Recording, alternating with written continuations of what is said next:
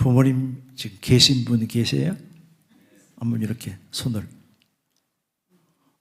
단 젊은 사람들이 별로 없기 때문에 다 부모님이 손 내리세요. 세상을 떠나시고 안 계시죠. 부모님을 섬기는 것이 즐겁습니까? 힘듭니까? 힘들기도 하고 즐겁기도 하고, 그렇죠? 즐거우려면 어떻게 해야 될까요? 부모님을 섬기는 것이 즐거우려면 어떻게 해야 되냐? 시부모님을 섬기든 친부모님을 섬기든 부모님을 섬기는 것이 즐거우려면 그 비결을 가르쳐 드릴까요? 안 가르쳐도 될까 보다. 저는 이제 부모님과 항상 함께 살았으니까 90이 넘도록 부모님을 섬기는 것이 그렇게 즐거웠고 기쁘고 그랬어요. 세상을 떠난 지가 한 40년, 어머님은 또 지났고 아버님도 제가 여기 와서 3년 있다가 돌아가셨으니까 한 40년 가까이 되어갑니다. 저희 부모님은 조선시대의 사람, 뭔 얘기인지 몰라요? 조선시대의 사람이라니까. 현대인이 아니고 한글도 없고 학교도 없을 때 살아계셨으니까. 제가 늘 이렇게 기도했습니다. 하나님, 부모님을 진정 사랑하는 마음을 주세요. 그리고 그 사랑의 마음으로 부모님을 섬길 수 있도록 하나님께서 은혜를 주세요. 마음속에 사랑이 없으면 힘든 것이고 사랑이 있으면 즐거운 겁니다. 그렇죠? 가정이 다르니까 제가 결혼해서 3년 동안 어떻게 기도한 줄 아세요? 하나님, 제 아내를 정말 사랑할 수 있도록 내게 사랑의 마음을 주세요. 그렇게 기도했다고요. 왜? 살아온 환경이 각기 다 다르기 때문에 서로가 맞아요, 안 맞아요? 안 맞는 게 정상이잖아요. 또 남자와 여자와 생각하는 것이 다르니까 기도하니까 지금까지 무난하게 잘 살고 있습니다.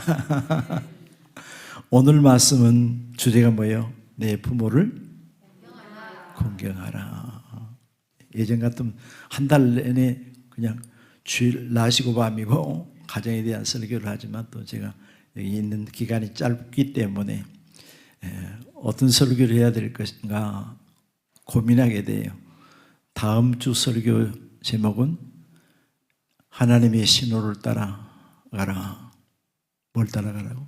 하나님의 신호를 따라가라. 그게 다음 주 주제입니다. 사람이 세상을 살아가다 보면 순탄하고 좋은 날도 있지만 때로는 어려운 일들을 만날 때가 있어요. 그러나 이 말의 효자는 그 다음 하늘이 무너져도 모른가 보네. 솟아날 구멍이 있다. 헤어날 길이 있다. 그런 의미예요. 어려움에서 살아날 길이 있다는 거예요. 이는 구체적으로 우리나라에 복음이 들어오지 않았기 때문에 옛날에는 하나님을 모르지만은 모르는 사람들이 말하지만 하나님께서는 일찍 내 부모를 공경하라고 성경에 몇 번이고 강조하고 또 강조했어요. 부모를 공경한다는 말은 우리가 쉽게 표현하면 뭐라고 해야지? 효도한다고 그래야 되겠죠. 쉽게 표현하면 가까운 표현으로 이를 이행하는 자에게 하나님은 은혜를 주시고 오늘 본문에도 복을 주시겠다고 약속을 하셨어요. 사람이 본인의 부모님께 순종하고 공경하는 일이야말로 의무라기보다는 당연한 일이죠. 그렇죠? 부모님께서 내게 베풀어 준 은혜에 비하면 내가 부모님을 공경하고 섬기는 거 몇 분의 1? 몇 분의 1이라고 이야기할 수가 없어요. 사실 그렇잖아요. 비교가 되지 않기 때문에 그렇습니다. 부모 없이 이 세상에 태어난 사람이 없고요. 태어나서 저절로 성장하지 않아요. 혹 도시지만은 텃밭을 갖고 보신 분 계세요? 텃밭을 갖고 보신 분들은 알 수 있어. 잡초는 저절로 자라서 가만히 두어도 어때? 잘 자라가요. 그러나 농작물은 밭에다 뭐 야채를 심든 뭘 심든 간에 심어놓으면 가만히 두면 어떻게 되죠? 풀 속에 덮여버려요. 잡초에 덮여가지고 죽어버리고 마는 것이요. 사람 또한 어때요? 더 많은 정성과 그리고 수고와 희생이 있어야 자녀가 성장해 가는 거예요. 저절로 버려두면 되는 거예요? 안 되는 거예요. 네, 그러기에 오늘의 내가 있기까지는 그만큼 부모님이 뭐가 있었다? 사랑과 희생이 있다는 거예요. 자녀가 부모를 다 알 수는 없지만은 부모를 알기 시작할 때 뭐라 그래요? 철이 난다 그래요. 철이 난다. 나이가 좀 들었는데도 아직 부모를 모르면 너 언제 철날래? 그렇게 얘기하잖아요. 그런데 더 부모님을 더 많이 알아갈 때가 언제냐? 언제죠? 결혼을 해서 그 다음에 자녀를 키워봐야 그때 가서 부모를 좀 더 알 수 있다. 그렇게 경험하신 분들이 이 얘기를 하고는 있습니다. 오늘날의 부모를 모르는 자녀들이 얼마나 많은지 모릅니다. 또한 부모도 자녀를 모르는 부모님도 개중에는 없는 것은 아니고 있어요.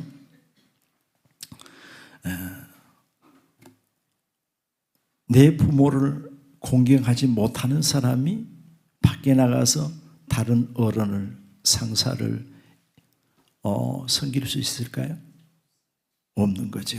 가정에서도 부모를 공경할 줄 알고 섬기는 자가 밖에 나가서도 섬김을 실천할 수가 있는 겁니다. 그래서 옛말에 효자 가정에 누가 난다? 효자가 난다 그랬어요. 섬기는 것을 가까이서 보고 배웠기 때문에 섬길 수 있다고 하는 얘기입니다. 또한 부모를 공경하는 것, 섬기는 것이 얼마나 아름다운지 몰라요. 개인적인 꿈도 있지만은 우리는 가정에 대한 꿈을 가지고 살아가지요. 아름답고 행복한 가정이 되는 것이 모두의 꿈인데, 그러나 행복은 저절로 이루어지지 않아요. 행동이 없는 목표는 실현되지 않는 것처럼 세상적인 어떤 것을 가정에 채워야 행복하다고 생각하고 채우려고 많은 사람들은 노력을 합니다만은 진정 그럴 수 있을까요? 본인들이 원하는 것을 채운 만큼 행복한 가정이 되느냐 그 말이에요. 그렇지 않지요? 가정의 구성원들이 어떤 생각을 가지고 어떻게 행동하느냐에 따라서 아름답고 행복한 가정이 될 수도 있고 그렇지 않을 수도 있습니다. 하나님은 성도들의 가정이 행복하기를 원하시고 더 나아가서는 아름다운 가정이 되기를 원하시는 것입니다. 하나님께서 에덴 동산에 아담과 하와를 창조하시고 보시기에 어떻다? 심히 좋았더라. 너무너무 아름다워 만족하셨다는 거예요. 그러기에 오늘 말씀에 자녀들아, 먼저 자녀들에게 말합니다. 행복하고 아름다운 가정이 되기를 원하느냐? 그렇다면 어떻게 하라고요?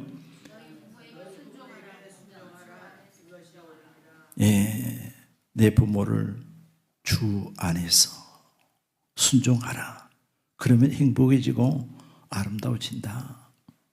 그리고 내 어머니와 어머니를 아버지와 어머니를 공경하라. 하나님께서 이것을 어디에 기록해서 주셨을까요? 두 돌판에다가 아예 새겨서 주신 거예요. 10계명이 10가지 계명인데 5번째 계명이 바로 내 부모를 공경하라. 부모를 공경하라는 게. 계명은 하나님께 대한 계명, 인간관계 속에 지켜야 할 계명으로 둘로 구분을 하잖아요. 1계명부터 4계명까지는 하나님께 대한 계명이라면 5번째부터 10계명까지는 인간 간에 지켜야 할 계명인데 그 인간 간에 지켜야 할 첫 번째 계명이 뭐냐?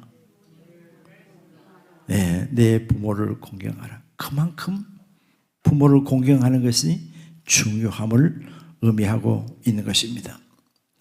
계명을 크게 나누면 하나님의 사랑, 이웃 사랑, 하나님을 사랑하는 마음으로 섬기고 이웃을 사랑하는 마음으로 섬기는데 첫 번째가 부모님을 사랑하는 마음으로 섬기는 것이다. 그렇게 말씀합니다. 부모님께 순종하고 공경하는 것이야말로 뭐 하는 것이다. 오늘 말씀에 옳은 일이다. 옳은 길이다. 그렇게 말씀하지요. 왜? 그 기본이 되기 때문에 섬김이. 이런 자에게는 당연한 일이지만 하나님께서 뭘 약속했어요? 오늘 성경에 네가 잘되고 땅에서 장수하리라. 하나님께서 약속하신 거예요. 부모님에게 순종하고 공경하는 자는 땅에서도 잘되는 은혜와 복을 주시는 것입니다. 그러나 이와는 반대로 역으로 부모를 대적하거나 저주하는 자, 거역하는 자는 신명기 27장 16절 말씀 보면 내 부모를 경외히 여기는 자, 홀대하는 자 저주받으리라. 대적하는 자는 아예 살 가치가 없기 때문에 어떻게 하라고? 죽이라고 그랬어요. 하나님께서 엄히 명령하신 말씀이에요.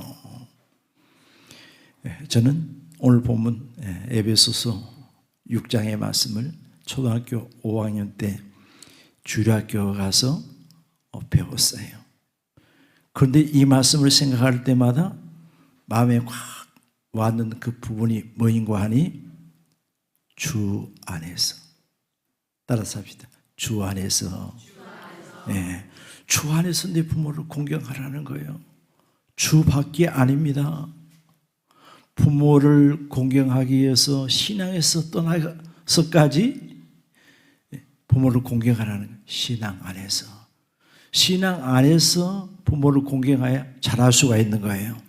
신앙 밖에서 하려고 하면 부모를 공경하는 것이 의무적인 것이 되게 돼요. 어떤 일이든지 의무에 의해서 한다면 굉장히 피곤하고 힘든 거예요. 그러나 사랑의 마음에서 내가 어떤 일을 하게 된다면 부모를 공경하는 일이 아니더라도 즐겁고 기쁜 겁니다. 지치지 않는 거예요. 피곤하지 않는 거예요. 실증나지 않는 거예요. 재미있는 거예요. 디모데후서 3장 2절의 말씀을 보게 되면 마지막 때에는 사람들이 자기를 사랑하고 또 뭘 사랑하고? 돈을 사랑하고.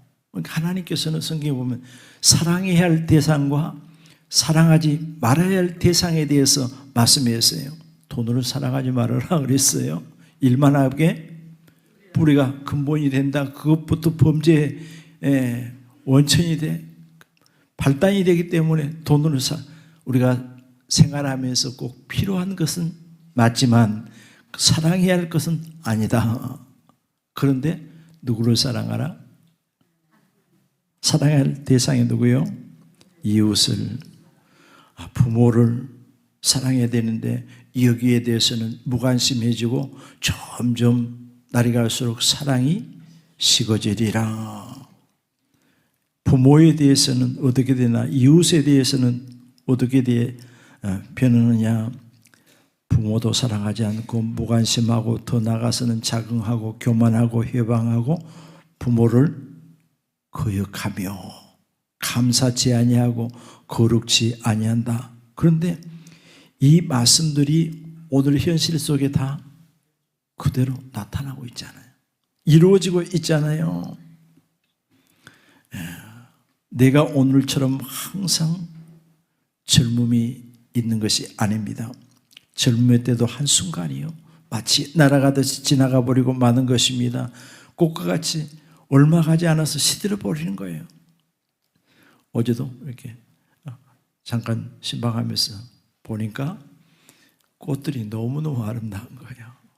걸어가면서도 차를 타고 가면서도 보니까 장미꽃 중에서도 장미꽃이 그렇게 예쁘게 피었더라고요. 너무너무 5월에는 가장 꽃이 많이 피는 계절이잖아요. 각양각색의 꽃들, 꽃이 얼마나, 아까도 유심히 봤네요. 안개꽃도 아름다웠고 잘 조화를 이루도록 꽃을 꼽아놨기 때문에 아무렇게나 꼽아놓으면 좀 덜 아름답지. 그런데 보니까 참 아름다웠고 또 저 장미꽃도 너무너무 아름답고 아름다워요. 그러나 아름다운 꽃도 얼마 가지 못해서 어떻게 된다? 시들어버려요. 젊음의 때가 이렇게 지나가고 마는 것입니다. 많은 사람들이 한 치 앞을 보지 못합니다. 미래를 보지 못하고 오늘의 현실만을 보고 살아갑니다. 항상 인생의 봄날만, 인생의 여름만 있는 것이 아니라는 사실을 우리는 기억하고 살아가야 합니다. 이제 얼마 전까지만 해도 추웠어요. 제가 여기 올 때는 두꺼운 옷을 입고 왔는데 이제는 두꺼운 옷을 입을 수 있어요, 없어요? 없어요. 내일 또 육지 병원에 가야 되는데 옷을 이제 담아가지고 가야 돼. 왜? 더워서 못 입으니까. 금방 계절적으로 입하가 지났으니까 여름이 이제 시작된 거 아니에요. 그래서 밖에 햇빛에 나가면 뜨겁고 또 기온이 올라가니까 덥고, 그래서 차에도 에어컨을 켜야 되고 또 선풍기도 틀어야 되고, 이처럼 젊음의 때도 빨리 지나갑니다. 왜 내 부모에게 순종하고 부모를 공경하라고 했을까? 자녀된 본인들을 위해서요. 이것이 잘 되는 비결이기 때문에 하나님께서 말씀하신 겁니다. 내 부모에게 순종하고 공경하는 가정은 사랑의 가정이요, 화목의 가정입니다. 성공적인 가정입니다. 주위의 사람들이 부러워하는 가정입니다. 가정에는 특히나 사랑이 있어야 되고 화목해야 돼요. 그래서 가와만사성이라, 가정이 화목하면 만사가 잘 된다. 그렇지 못하면 반대로 이런 일들이 일어난다. 화목해야 뜻이 하나가 되고 그 뜻을 위해서 힘이 하나로 모아져서 목표하는 일들을 이루게 되고 이룰 수가 있는 것입니다. 서로 섬기는 것처럼 아름다운 것이 없고 행복한 것이 없어요. 서로 섬기고자 하면 가족들의 마음이 열리는 거예요. 그래 안 그래요? 부모님의 마음이 열리고 자녀들의 마음이 열리고 남편의 마음이 열리고 아내의 마음이 열리고 마음이 열리는 것입니다. 본인 마음도 열리고 상대방 마음도 열리는 거예요. 그러니까 행복하잖아요. 밖에 나가 쌓였던 피로가 모두 다 가정에 돌아오면 어떻게 돼요? 풀리는 거예요. 그게 바로 가정이고, 가정은 활력의 충전소다. 또한 가정은 지상의 천국이요, 지점입니다. 미래의 자녀들에게 교육하는 교육장이 바로 가정이 되는 것입니다. 이렇게 저렇게 하라고 말로 교육할 수도 있지만은 생활 속에 산 교육이 바로 가정교육, 자연스럽게 교육이 되어지는 거예요. 말로 가르치는 것보다 무엇으로?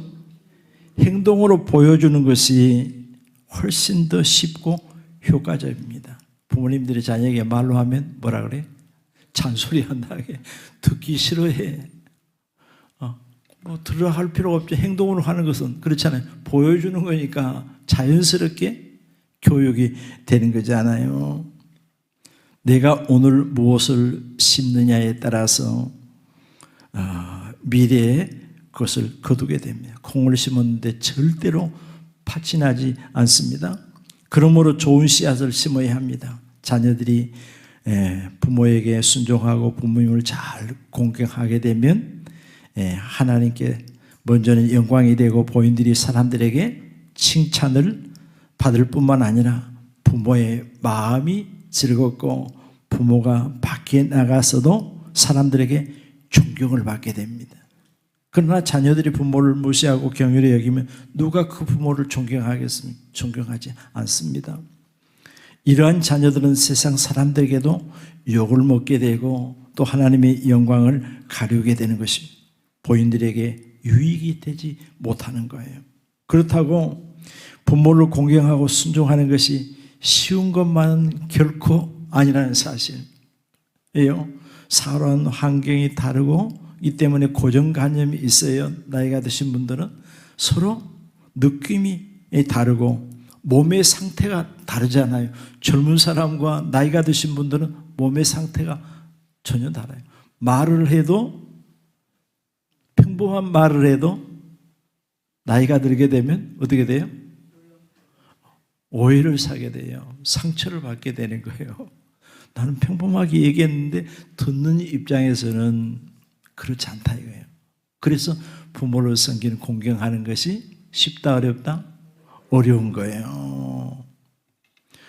어렵기 때문에 당연한 것이지만 유익한 것이므로 성경에는 내 부모를 공경하라 몇 번이고 강조하고 명령할 뿐만 아니라 이를 지키는 이들에게 복을 주시겠다. 하나님께서 약속하신 것입니다.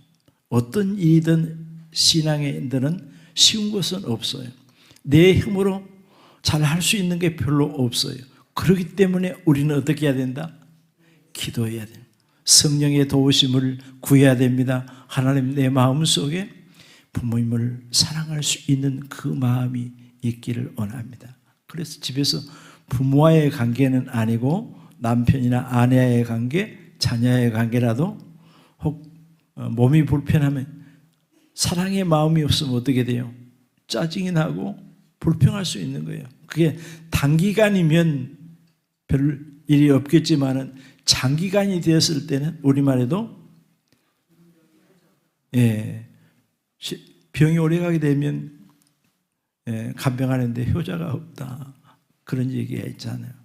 이를 극복하는 길은 사랑의 마음이 하나님께 주신 사랑의 마음이 내 마음에 채워져야만이 가능한 줄로 믿습니다. 사랑이 없으면 아무것도 아름답게 보이는 거예요. 아무것도 없다고요. 이 꽃을 사랑하는 마음이 없으면 뭐가 있으면 꽃이 있네? 그 정도지. 그런데 꽃을 사랑하는 사람은 정말 아름답다. 그런 거예요. 박수님, 꽃 좋아하세요? 안 좋아하는데. 지금도 안 좋아하는데 20대에도 안 좋아졌다니까요. 내가 그래 물어본 거예요. 아름답다고 뭐 안 아름답대. 그래서 물어보고 수십 년이 지나서 지금까지도 안 변했네. 그러면 또 물어볼게요. 함창훈 예수님 아름다우세요?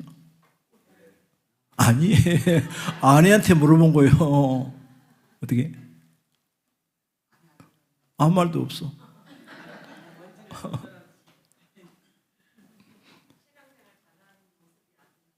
다른 모습은 안 합니다.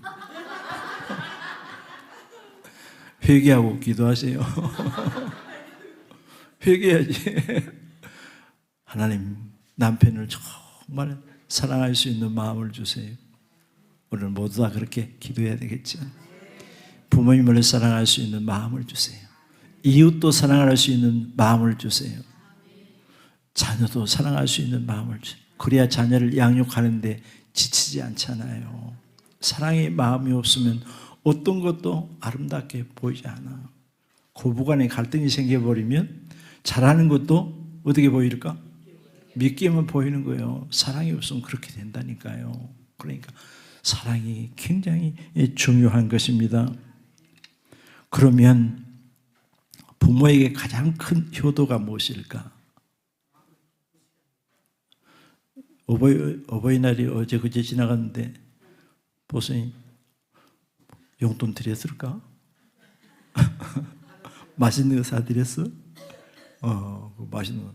용돈을 드리는 것도 좋은 일이고, 맛있는 것을 대접하는 것도 좋은 일이고, 또 여행을 보내드린 것도 좋은 일이고, 좋은 옷을 사드린 것도 좋은 일이고, 좋은 일이 참 많아요. 그렇잖아요? 좋은 환경을 만들어드린, 편리한 환경을 만들어드린 것도 좋은 일이에요. 가장 좋은 일은 어떤 일이지? 그렇죠. 부모님을 살아생전에 예수님께로 안내하는 것. 이것이야말로 가장 큰 축복이에요. 기회는 항상 있는 것이 아닙니다. 빨리 지나가고 마는 거예요. 박현전 사를 기억하신 분 있나요? 네.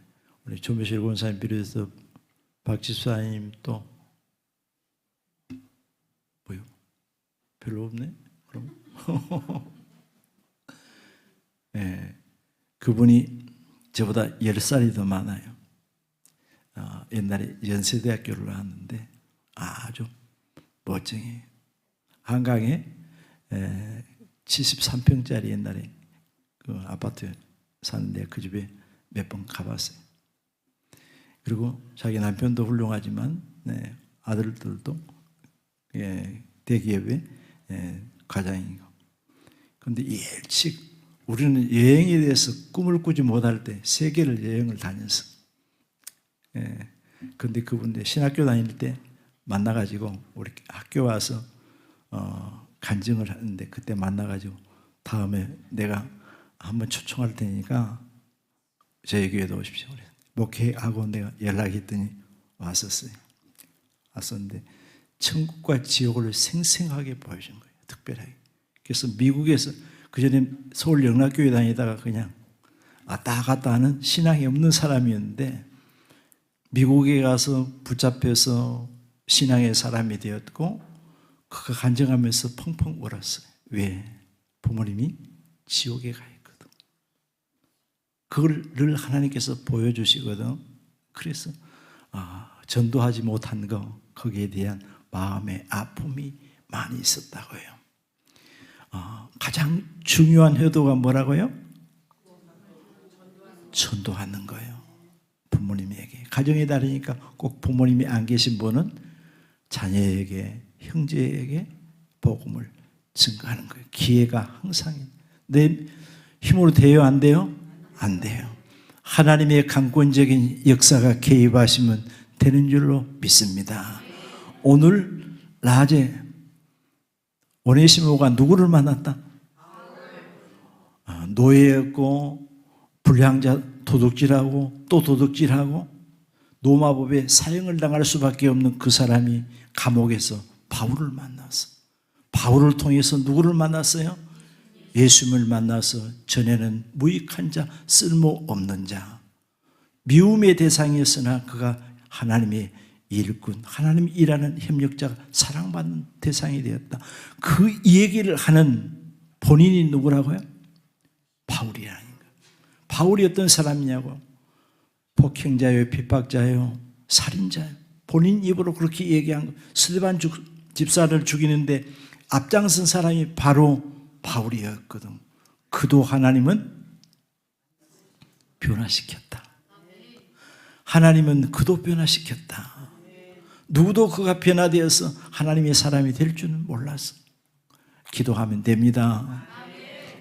천국 가도록 가족들을 잘 인도할 수 있는 우리 성도들이 되시고, 내 부모가 지금 안 계시면 어떻게 해야 될까? 다른 어른들을 잘 섬기는, 그러면 하나님께서 부모를 공경하는 자에게 주셨던 복을 주실 줄로 믿습니다. 기도합니다.